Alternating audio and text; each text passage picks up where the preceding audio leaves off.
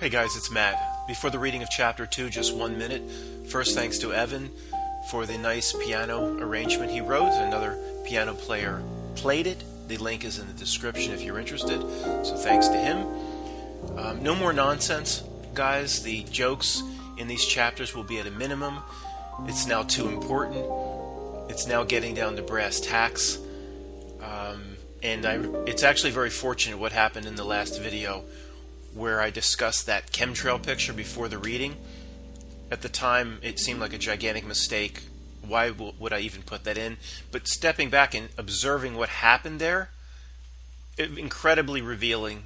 It's something that we'll use or cite going forward, but not really appropriate here. Regarding comments per what is discussed in Chapter 62, if you have a comment that you can move our collective knowledge forward, I hope you use the comments to do that. There are 6 elements to any story, real or conspiracy. The who, what, where, when, why, and how. It appears logical that when another fake story is vomited up by society's puppet masters, such as another BS project that Elon Musk is working on, that he'll be delivering soon to us in the future, that we should take to YouTube to prove it fake by tirelessly researching the elements of who, what, where, when, why, and how.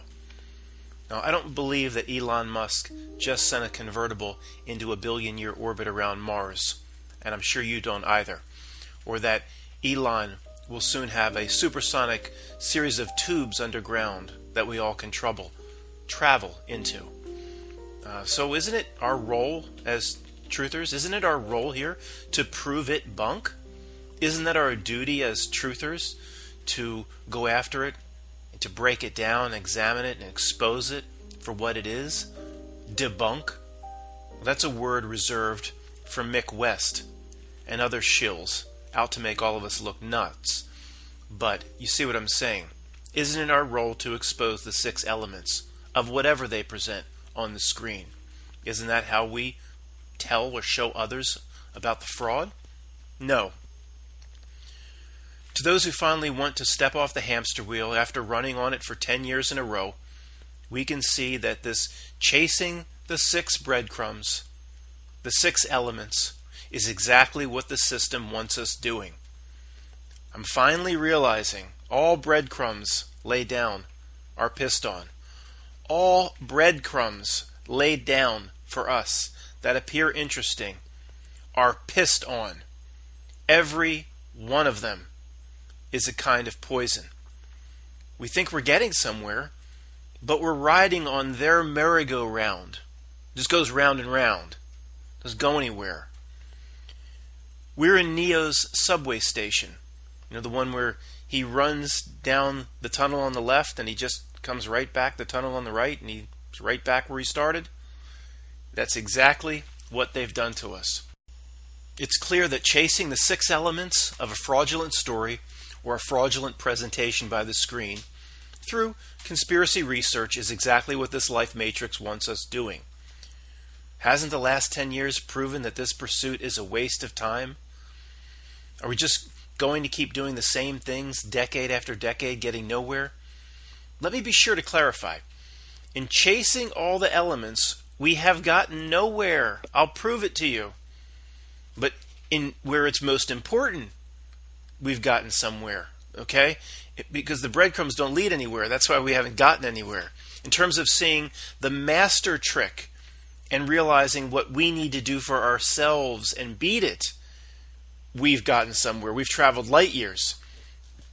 But over here, in picking up the breadcrumbs, trying to find the terminus where it leads, we've gotten nowhere. So we're going to stop doing it. Hopefully, everybody here will. So I'm not implying we haven't made strides where it's important. We absolutely have. What has not been a waste of time is convincing ourselves that we live in a gigantic, fraudulent script of some kind. Everybody has to reach this moment. So the pursuit of all these different YouTube videos or whatever we investigated has not been a waste of time until you get to the moment and you go, okay, this is all a gigantic fraudulent ruse. It's all a gigantic fraudulent script. Once you hit that point, oh, that's like a truther point of singularity.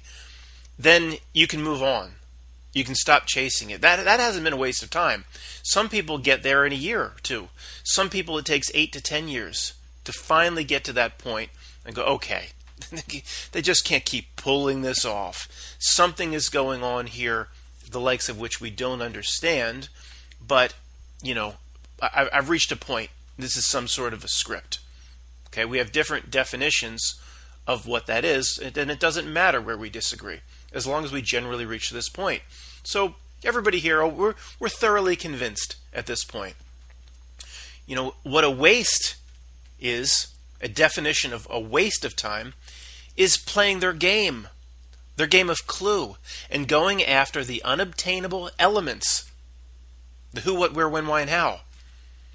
It's not that society's master craftsmen on Mount Olympus and their Tavistock Institutes and all the other groups are so skilled. It's not that they're so skilled at protecting the ruse because they've so carefully and expertly hidden their Easter eggs.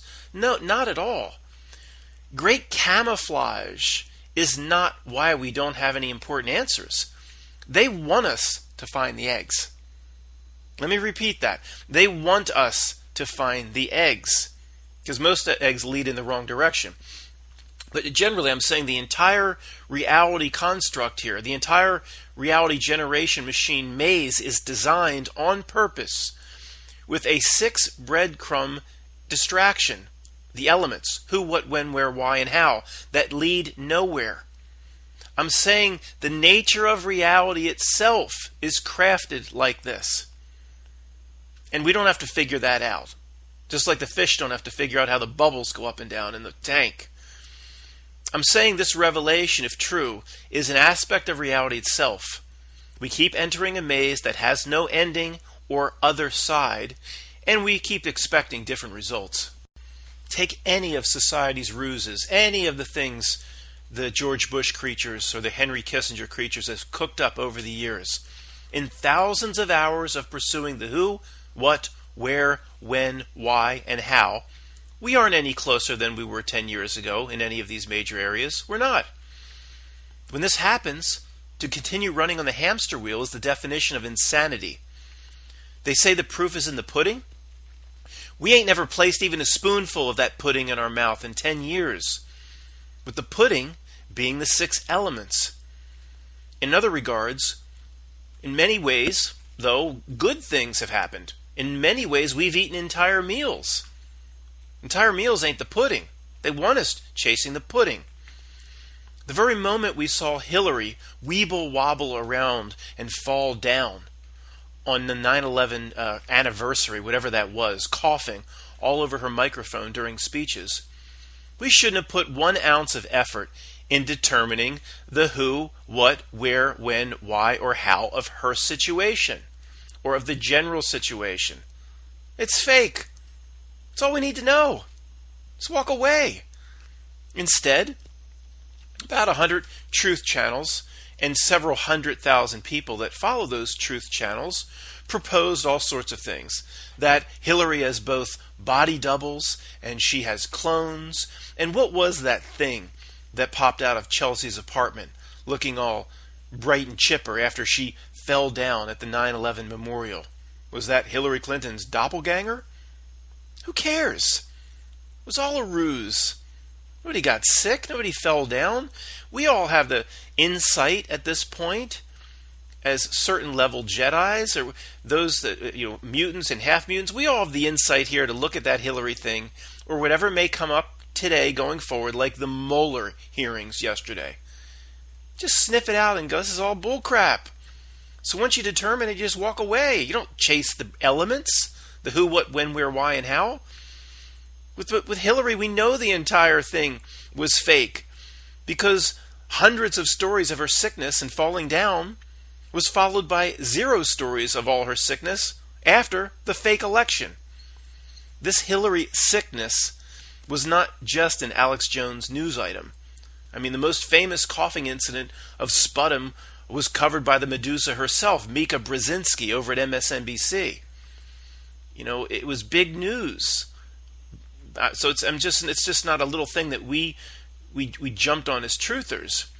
But whether it was or not, we tried to chase it. And this is just one of thousands of examples. Throw a dart blindfolded at a wall, with the wall being covered in sticky notes, and on each sticky note is a topic that the news or the screen or the society has presented to us as being important over the last 50 years. Just different topics all over the sticky notes. Throw the dart, boom. Where did it land? I don't care where it landed.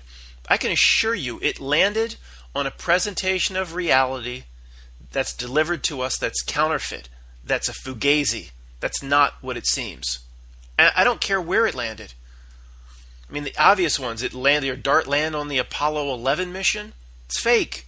Did your dart land on the Fed and how important that is for the worldwide monetary system? They make up money from nothing on a computer. Did it land on the 2020 presidential election? There's no election coming in 2020. They probably already know the puppet they're going to put up there already. Okay, maybe some or we in this conspiracy theorist group might take things a little bit too far at times. But I assure you, every single sticky note on that wall may not be as crazy as we describe it. We get things wrong from time to time, but it's a fugazi. Every single bit of it is not what it seems. So the thinking man or woman desperately wants to know the who, what, where, when, why, and how of all of this and how it all works. We think we know, or we need to know. We need to get to the bottom of it, right? That's our duty as truthers. It's our duty to expose it. No, it's not. It's a pissed on breadcrumb. We ride on airplanes. Do we need to know how everything works before we get on board? No. We don't know how almost anything works. Most people on an airplane couldn't even describe the basic elements of lift. They don't know shit. You don't have to know. In terms of all this craziness that's presented on television and the news and the crafted society and the fugazi, if we were ever going to know these things, after hundreds of thousands of smart people pursuing it for 10 years, we'd know by now. After a decade of this round and round roller derby, we know the pursuit is futile.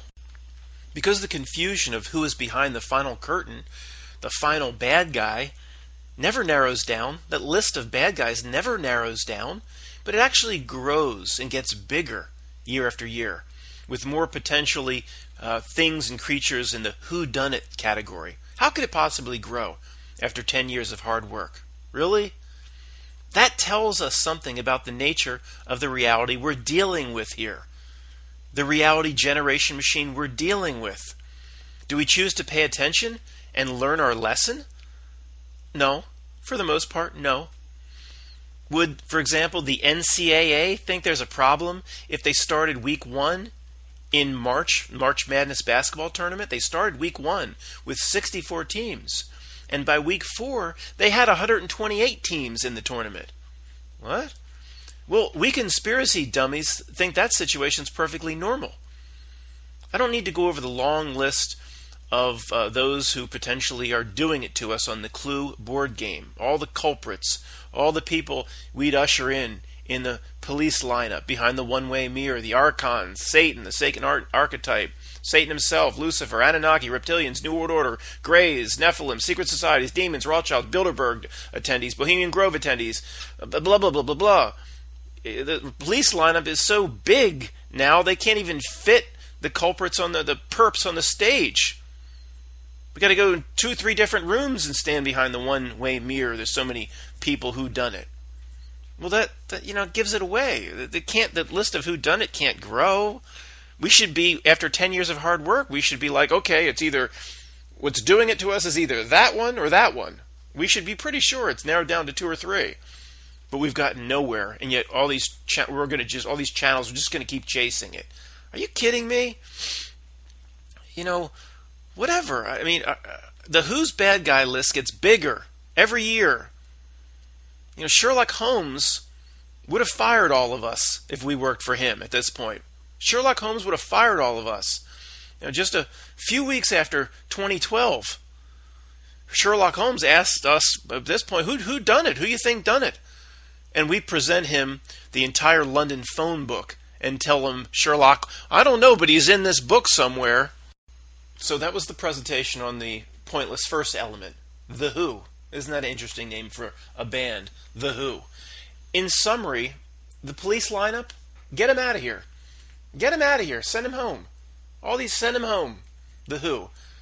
Well, Matt, I mean, we know who the Who is. It's the George Bush creatures, the Nancy Pelosi's, the Jacob Rothschilds. We know these are those that come on television are the end of the line minions of the system itself.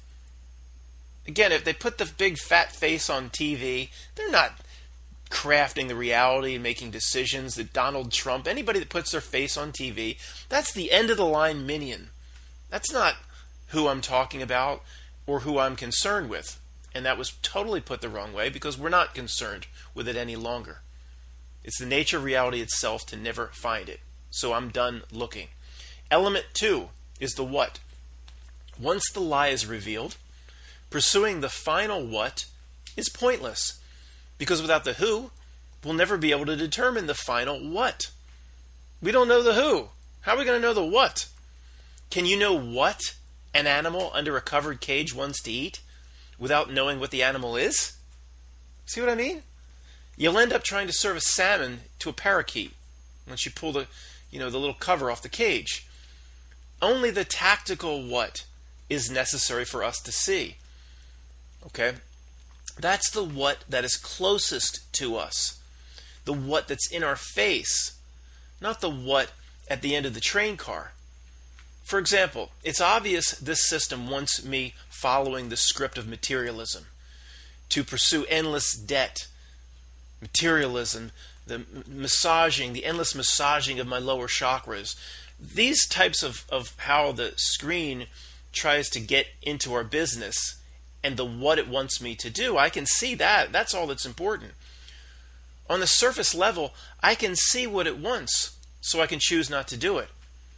We can almost always see the surface level what, but the final what is too many levels away from our reality to chase it. Let me say that again.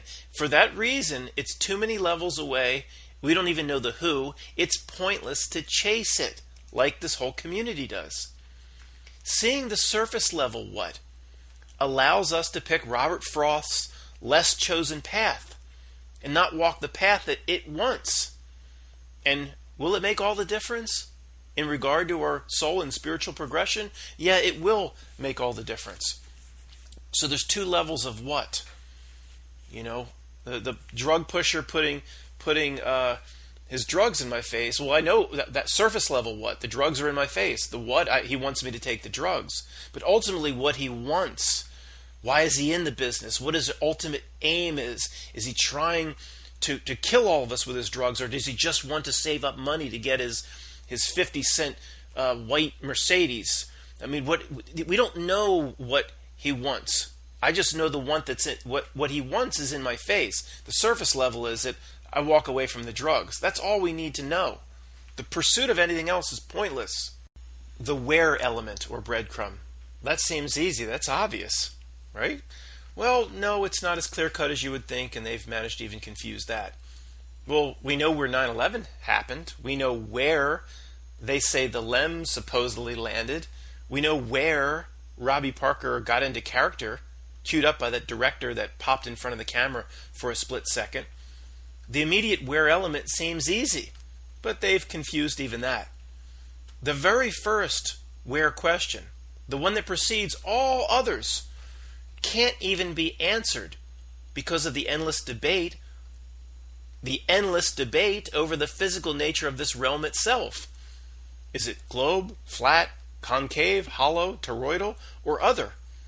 Perhaps it's all at the same time, because the reality generation machine can show each group what it wants to see. That's kind of what I'm thinking, but I'm moving away from this because it doesn't matter. But generally, regarding the where element or breadcrumb, if there's no consensus on the characteristics of the plane of existence itself, then nobody ever really knows the where element of anything, do they?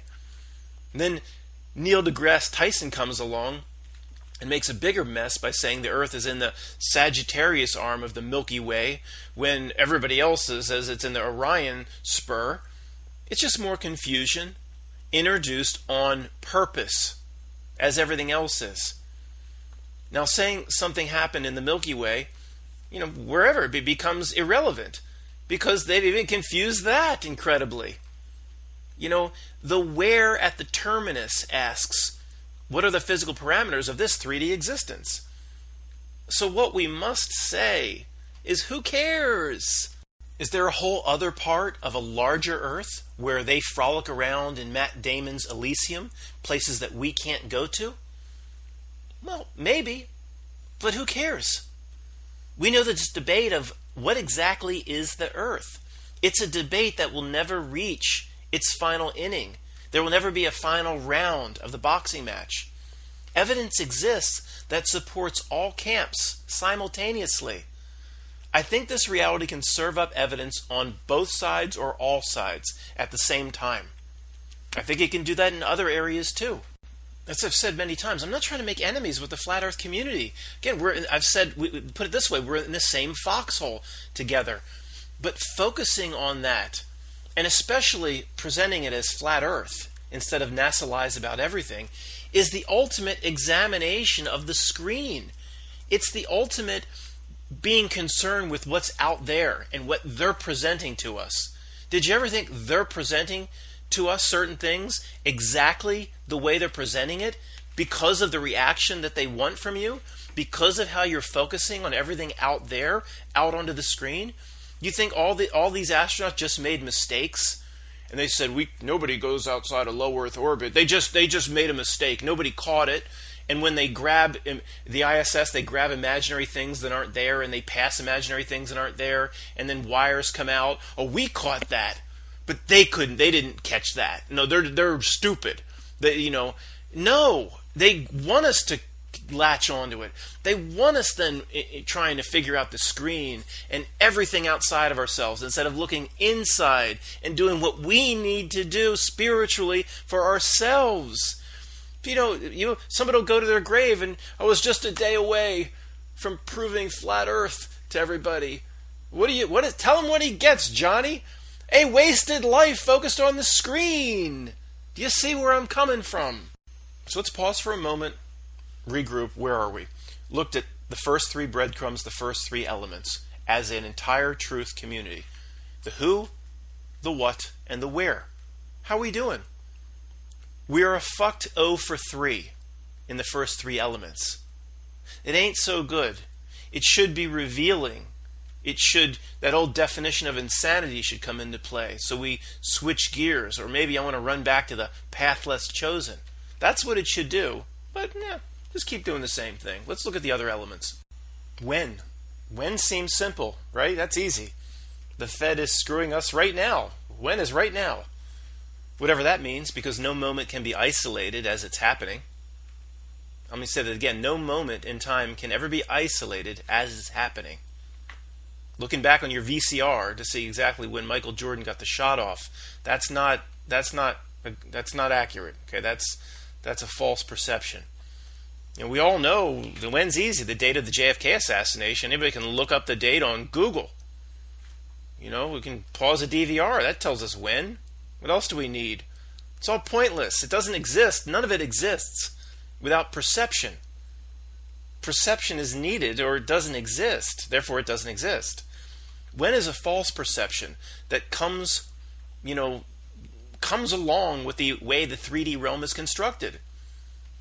Here's the construction of the 3D realm. The when, as it's perceived, just comes along for the ride like a Happy Meal is in a McDonald's little box. When may be the biggest ruse of this entire reality generation machine, because the entire realm is focused now on getting a human being to think about the past and the future and never on the now moment. That's all it does, is wants us in the past and it wants us in the future, and it never wants us on the now moment, which obviously is all that matters.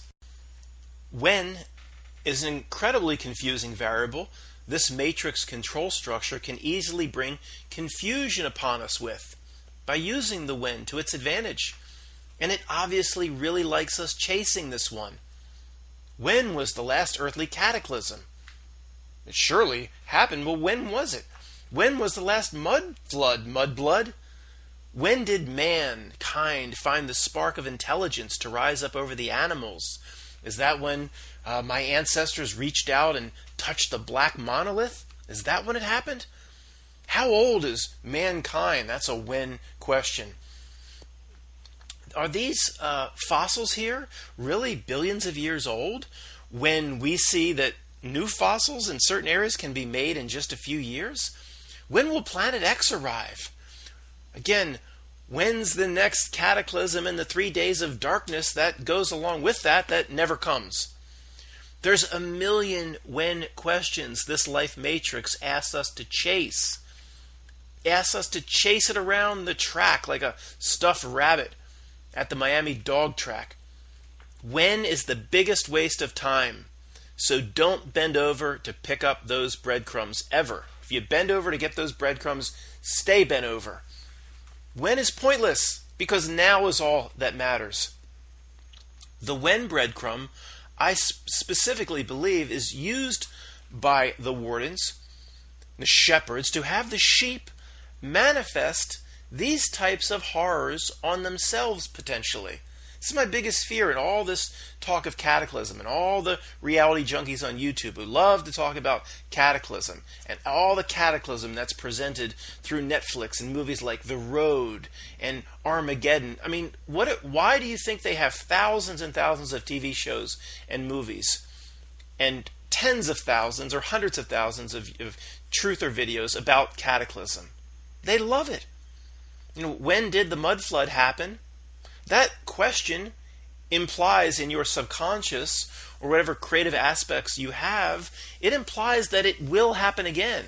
You ask, when did the mud flood happen? Well, it implies to every part of you, conscious or not, that it happened. It happened, we just don't know when it happened, and it's going to happen again. If you plant that seed properly into quantum reality creation beings, it may grow. The seed I choose to plant is that type of cataclysm will never happen. To me, the only thing crumbling is the controlling structure around me built on lies. In summary, you have a false perception of what time is. Everybody does. A completely false perception. It likely doesn't even exist. Because can something exist? It needs perception. So take the perception away of consciousness. Well, how does something stand up if it needs perception? It's not there if you take the perception away of consciousness. So every single when question, everyone posed to any person, nobody can get right. Because the whole premise is false. They love this one because everyone is guaranteed to get every answer wrong all the time. Okay, let's pause to see how we're doing. 4 elements. Who, what, where, when. How are we doing? Oh for 4. 0 for 4? Is that good? No, that ain't good. Well, Matt, I don't buy your when. When's easy. When I can look up the date of the JFK assassination. Fine. If you just can't see the obvious that time doesn't even exist, then I can't help you. Why do you? It's so important to the controllers when every time we turn around there's a clock on the wall.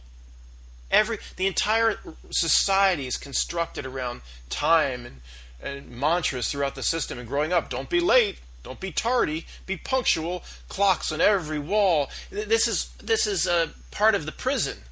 Time is part of the prison element that the system loves. The freest people in the world are the few remaining tribes that don't use a clock. I'm sure it still exists somewhere on this earth. They are freer than all of us. Everywhere I turn around, there's a big clock staring in my face. Well, Matt, I need to know the time. No, this is a society. Every element of that is crafted by design. Language was given to us by design. 99 point whatever percent of people will never ever see this or understand this.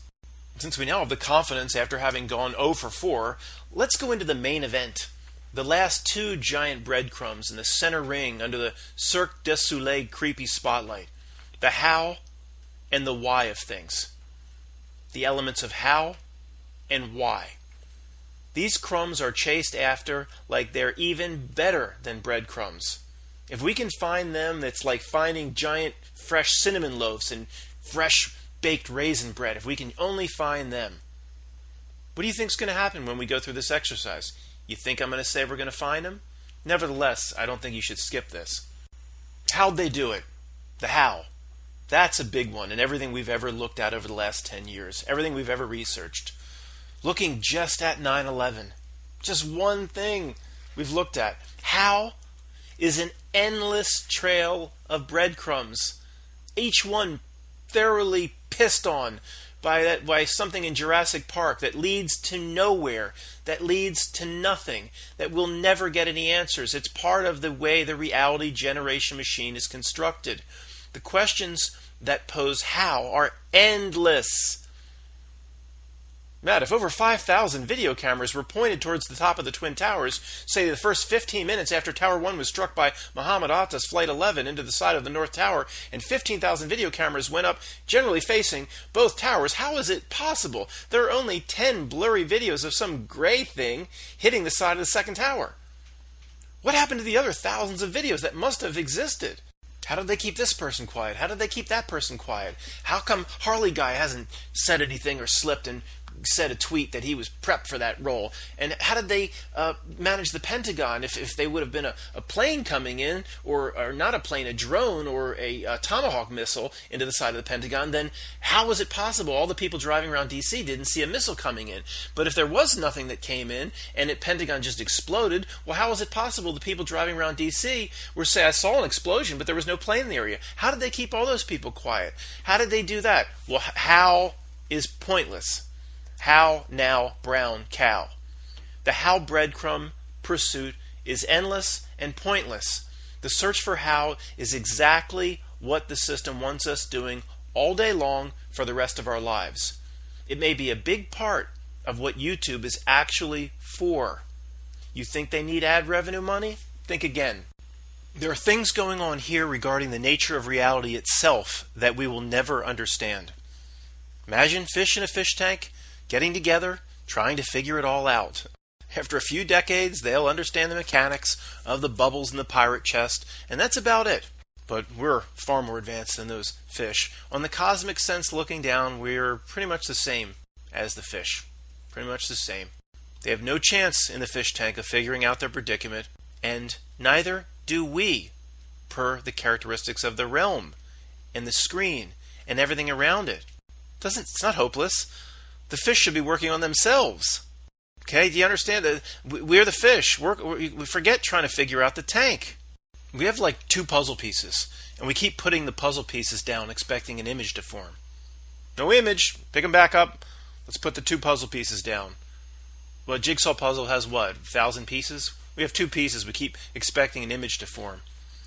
And then, because it's in the nature of man and woman to have the curiosity to have everything figured out, these creeps come along like Stephen Hawking and explain it. Let me explain the entire jigsaw puzzle to you, even though you only have two pieces.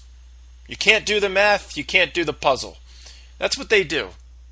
Forget trying to put the puzzle pieces down. That's putting it down onto the screen. It's engaging with the screen. Work on yourself. Hey Matt, what are we still on the how, right? Yeah, we're still on the how. After the 50th fake shooting, where there was nobody hurt, how did they control those hospital rooms when nobody came in? How'd they keep all the doctors, lawyers, Dewey, Cheatham, and Howe, interns, residents, nurses, lab technicians, anesthesiologists, janitors, Domino's pizza delivery guy was in there, all the other patients, janitorial crew, maintenance crew, people that do the floors, administrators, president of the hospital. How'd they keep them all quiet and in on it, Matt? How'd that happen? How? We don't know. It's not possible. that they controlled those scenes like they do time after time.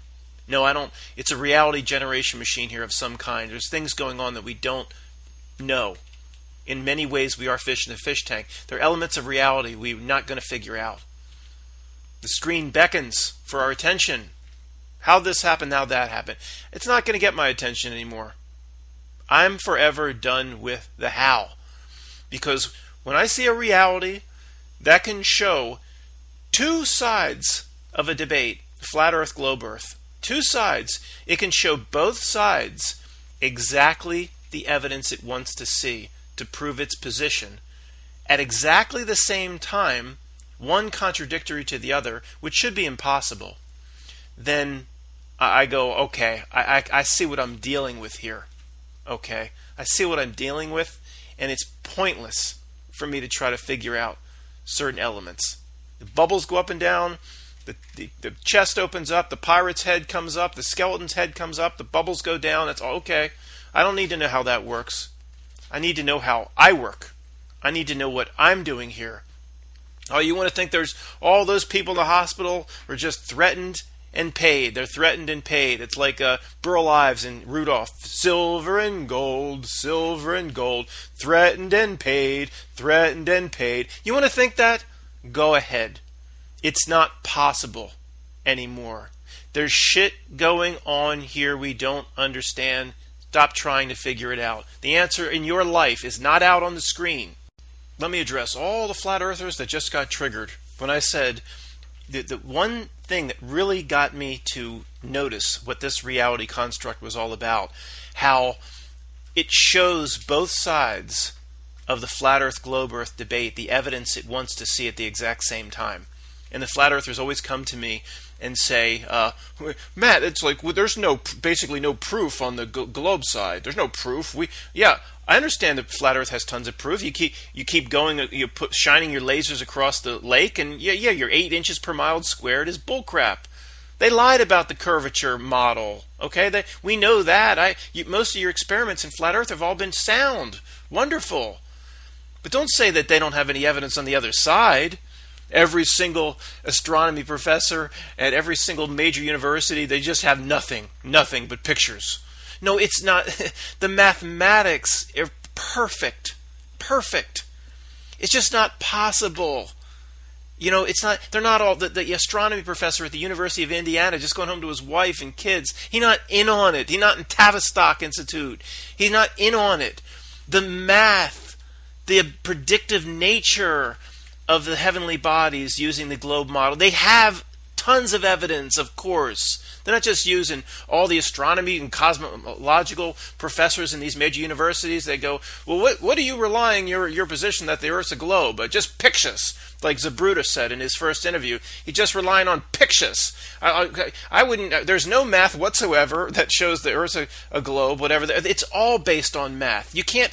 The reality shows both sides. The evidence it wants at the same time. It's like a picture being black or white, and literally two people standing there looking at it, and it's showing reality, showing one person a white picture, and the other person it's showing a black picture, and it's the same picture. That's what this reality does. So it's not just every position of a Stanford physicist working with the astronomy department. They're not just basing their perception on the Earth on NASA pictures, Zabruta's pictures. Okay, let's get to the last element, the biggie, the main event, Rocky versus Mr. T, the why of everything. It's the one that all the people around us go to when they get a little bit uncomfortable with their cognitive dissonance. Well, that kind of makes sense what you're saying, Matt, but why would they do that? Why would they lie? Why would they lie? Why? Like little kids, that's what they all do to us, everybody around us. And immediately, if you can't explain the why, and if you can't explain to the people around you, you can't take them right to the last page of the book and show them the story's end before you've even gotten 5 minutes into the discussion, then they use that as grounds to dismiss everything you've ever told them. Why, to the people around us, is nature's perfect mental defense mechanism. Nevertheless, why to everybody, even to us, regarding the nature of the creatures here and what they're out to do to us. The why is the big one. Now we're 0 for 5 so far in the piston elements. So I don't think we should get too excited about this one. We're 0 for 5. Let's see how we do. We must realize that if we don't know the who, remember we don't know the who's doing it to us. Not George Bush. He's a down-the-line minion. Okay? We don't know the true nature of the reality generation machine. We don't know the who, then by default we're not going to know the why. We can't know its ultimate aim if we don't know the who, but we can get close. We can see when it's touching us with a tentacle. We can say, well, what's it trying to do when it's touching us? Where is it touching us? What's it trying to do? Ooh, that's cold and icy, that touch. Ooh, part of my soul's being ripped out of my chest. See, we can get some of the why answers, even though we don't know the who. And we can speculate on all this for fun, but ultimately that's all we'll be able to do. It's still a fun mental exercise. You know, I don't know who killed Miss Scarlet in the study. You know, how can I say exactly why it was done if I don't know who killed Miss Scarlet in the study? We can get a general sense, like energy harvesting, negative frequency resonance, what they want us to project back into the screen. But the more time we spend on the details of the why, the more we, again, inevitably end up spinning wheels, which is exactly what they want. Here's the good news. To win, we don't need to know the why. To win, we don't have to possess any of the 6 breadcrumb elements. We don't have to look for them anymore. As a kid, when your parents or your great aunt and uncle brought you outside because they buried Easter eggs, or a teacher brought you outside and it wasn't really your thing, wouldn't it have been great if you had the confidence as a 3rd grader? We're going to do the Easter egg hunt now with these other kids down the block, and we're ready. We're going to get, and you just, well, you're not ready to go, little Johnny. I ain't doing it. What do you mean? You're not excited to? I ain't looking for the fucking Easter eggs. Wouldn't it be wonderful if we ever said that to somebody that arranged an Easter egg hunt when we were in 3rd grade? You're not going to look? I ain't doing it. I ain't looking for the Easter eggs. I just told you. Fuck off. Forever turn your back on the Easter egg hunt. From our perspective, all we can do is realize the nature of a thing. To realize the nature of what we are surrounded by. That is all. Following the directions of piston breadcrumbs that radiate out from each of the endless conspiracies is not only pointless, it's exactly what they want us to do. 9/11 takes the cake. It radiates out about 10,000 breadcrumbs that it once followed. Alex Jones and the loose change movies and all that stuff perpetuated and dropped thousands of more breadcrumbs out of its cargo hold as it flew over. It wants you to pick up all of them. This whole presentation segues into this critical moment where we are right now. The only element, only a tiny, maybe you could call it an Easter egg, the only element that should be remotely interesting to us, the only thing we should ever even look at, let alone chase, is related to the what, but only in regard to this. What does it want from me? What does the creature want me to do? How does the screen want me to react?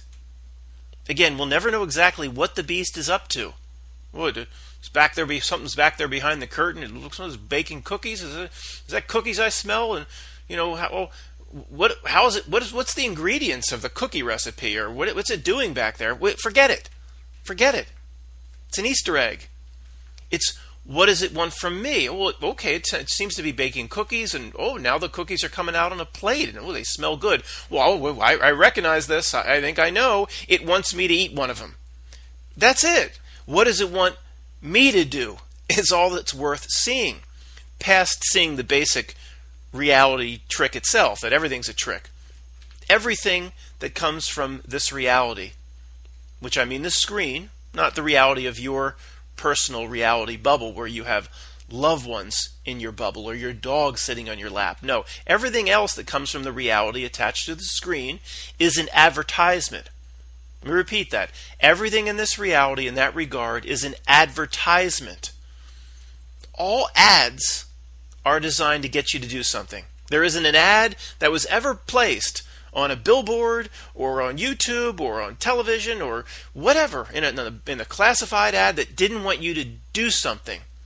Therefore, this reality screen and this reality generation machine is an advertisement generation machine. In this regard, all the screen is an ad. Donald Trump's an ad. Ellen DeGenerate is an ad. Donald Trump wants you to behave in a certain way. That's his role as an actor. Some of the people around me, they get so upset at Donald Trump. Certain people, they would, no matter what ill befell him, they would clap and they would take to the streets with bullhorns, and they truly hate, per the word hate, Donald Trump. And I tell them that is exactly what he is designed to elicit from you. Don't you get it? And some say, well, I kind of understand what you're saying, but they just don't get it. It's that simple. Donald Trump, he has no role as president. He has no role as chief executive or commander-in-chief or pushing papers around on the desk. He has one role in this reality machine. It's to elicit an emotional response in those that will pay attention to his fat face on the screen. That is the entire purpose of Donald Trump, to elicit an emotional response. I was at my local cheesesteak and pizza place yesterday, and during the Mueller crap was up on the TV. Guy comes pulling up in a pickup truck. I see him outside with a gigantic American flag, with like a pole in the back, huge flag waving in the wind. And the person I was with, an older gentleman, one of my dad's old friends, that actually sees a lot of the reality. I'm the only one that he can talk to. He's the only one I can talk to person around here, but about some of this stuff and bounce ideas off of. We see him come in, and he's really intent on watching the Mueller whatever that charade was yesterday. The Russians hacked the election. Russians hacked the election. Russians hacked the election. Russians hacked the election. Russians hacked the election. What does that mean, person on the street? Can you tell me what that means? Russians hacked the election? No, but we know they did it. Well, how do you know they did it? What state did they influence the Russians? What state turned for Trump because of the Russian influence? I don't know, but they did it. So this guy, who's a big Trumper, of course, he's got the flag flying off the back. You can spot each type of person a mile away when you learn to read the Matrix code. Trump was eliciting a response from him. Oh, patriotism, and these horrible liberals are going to try to take down the right. It was so pathetic. And then, of course, there's people on the other side eating their cheesesteaks going, I hate that Trump. I hope Mueller comes up with something because I hate him so much. I mean, to you and me, it is so obvious. That is the point of politics. It's the point of this entire reality ruse, is to elicit an emotional response. Maybe kind of what I'm doing now. I need to dial that back. But, the all system elements all flow back to, what does it want me to do? Once we know that, we cannot do it or do the opposite. We know with 100% certainty what it wants is never best for us. For any subject where any truther has ever investigated anything, there are only two elements we should care about. Basically breaking down what's been said here in a simple formula of a few sentences. Number one, what is the screen presenting, and can I see a basic lie attached to it? I may not know all the elements. I might probably not going to know any elements, just as we just proved. But can I determine that it's a ruse? What's it saying? It's coming from the screen. It's most likely a lie. We can pretty much just stamp lie on number one as the default. But we shouldn't go that far. Okay, we shouldn't go that far. But if it's determined to be a lie, number one, or a ruse or manipulation, two, what does the manipulation or lie want me to do? What does the lie lead the sleeping masses who follow the lie to do? 9/11, part one. Well, yeah, anybody can pretty much in this community see that 19 guys that had no piloting lessons, didn't bring down 7 skyscrapers with box cutters, and flew jumbo jets with Top Gun maneuvers. Number one's easy, Matt. I can see the lie and manipulation. Okay, part two. Well, all that bullshit that went down on 9/11, what does it want from me? What does it want me to do? we could say, let's just posit it in another sense. What does it want the masses to do? Or what did it want me to do when I believed in that bullshit story about 9/11? Well, again, it takes a lot to work up the levels. Always start at the most basic level. Well, it certainly wants me believing in this huge terrorism threat worldwide. It wants me believing into that. It wants me breathing life into that thought form. It wants me giving life to that egregore or pendulum. Okay, these things actually take on a life of their own, almost literally. We'll talk about that, in future chapters. And I need more information on that myself. I'm a neophyte in that regard, but I know it's absolutely on the table. And beyond that, it's an essential element of figuring out this reality. So it wants me to believe that terrorism exists. It wants me to be scared. It wants me afraid. It wants me just fine with forgetting about the trillions of dollars that Donald Rumsfeld lost, and should be okay with the trillions that need to be spent to go get these bad guys. Wants me afraid of visiting New York because of a red threat level. Wants me thinking there's a valid reason why U.S. troops are going to be all over the Middle East. Of course, all of this is a second-grade exercise when looking at 9/11. The 9/11 ritual, occult ritual, was far more complicated than these basic things. But it's not the point of this section, and in terms of learning how to do this, always start at the ground level, even if it seems ridiculous. Well, that event wants me afraid. Hey, that's a good place to start. Recognize at the basic level what it wants. And then as you get good with this, you'll see a lot more things that it wants you to do. A lot more levels of the triple agent manipulation or triple agent conspiracy. Just start from the basics and you'll get better at it. The beauty of part 1 is chase no breadcrumbs. Have no Easter egg hunt. Once you determine what it is, whether it be a ridiculous, school bang event where that redhead kid sitting out on his porch, you were shot in the head. Yeah, I was shot in the head. This morning? Yeah, this morning. You just got a Band-Aid on the side of your neck. You were shot in the head? Yeah, I was shot in the head. It went in here, came out here, but you're sitting on your porch with a Band-Aid. Yeah. I mean, you know what? No need to research that.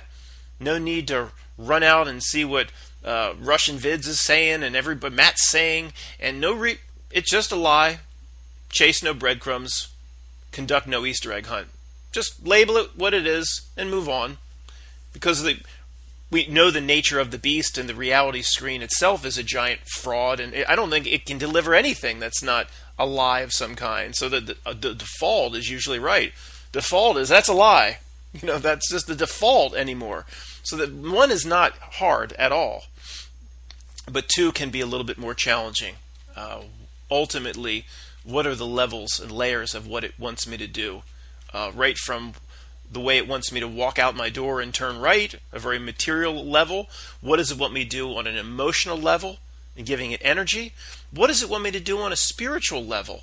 Or how is the ultimate aim of the trick going to degrade the divine self, degrade spiritual essence? These are the levels we have to get good at seeing, which the final level, protecting humanity, keeping ties with divine self, not cutting them all off and being horcruxed into this realm. That's the most important part, getting good at that level. But it takes time. Matt, can the simple formula of part 1 and 2 be applied to everything we've ever chased in the truth community over the last 10 years or so? Yeah, it can be. Part 1. As soon as you recognize the lie, walk away from the Easter egg hunt. Usually only need to look for a few elements to realize what it is. Part 2, what does it want me to do on all the different levels? You can apply it to everything. And then many parts get very easy for us mutants. Very easy once you can start to see it. Okay, let's practice on something that should be very easy. I don't know, 3 or 4 years ago, turn on the news, turn on YouTube, and we see that Elon Musk sent a red Tesla Roadster sports car into a billion-year orbit around Mars. And we tune in and we see Starman floating around in perfect HD. And of course we see he's called Starman, but we see no stars. And Probably didn't take a whole lot of investigation for the mutants and the half-mutants to satisfy number one, with the sports car in space and the tires that didn't immediately explode, the low-profile tires. And then if number one was easily satisfied by me and many of you. Just, well, that's bullshit. Did you see Elon Musk sent a sports car into space? Some of my family said that.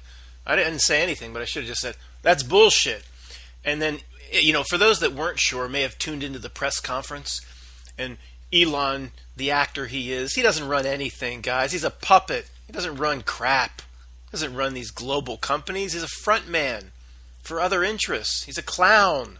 Clown show. He's a joke.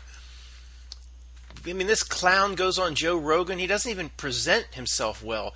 He's, you can tell it's real because it looks so fake. I mean, he's a geek. So then, whenever the half mutants said, "Okay," with a line like that delivered in the press conference, it must be real because it looks so fake. Well, most of this reality delivers a fugazi. I'm going to go with option one. It's fake. Okay, great. It took a little while, but we've satisfied number one. Part two is the big one, where we all need to get better. I need to get much better here. What does that want us to do? What is that story trying to get us to do? What does the system want us to lie down and do by delivering nonsense like that? Well, let's just, again, start at the lowest level, and amazing how you'll create momentum and work up. Well, it seems obvious, but you got to start there. It wants me believing that governments are exploring space. Okay. It wants me to therefore accept that trillions of dollars will be spent on that sort of space exploration in the future, and that overall that those trillions of taxpayer dollars going into that nonsense is a worthwhile pursuit. Yeah, it's pretty much, we all agree. It would want me thinking that. What else?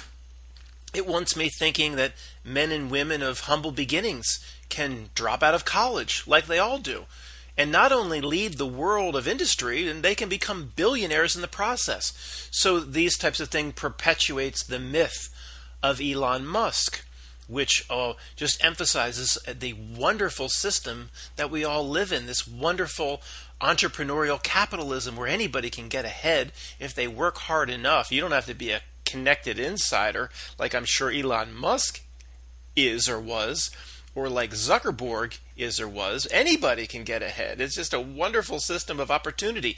It throws that on us. Okay, most people are going, okay, this is nothing monumental here, but it wants that.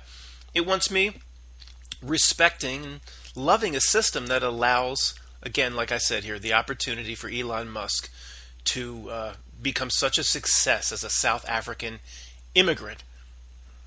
Wants me proud of the system I live in. When you see something floating in space, the patriotism that they've kind of embedded or interlaced into that.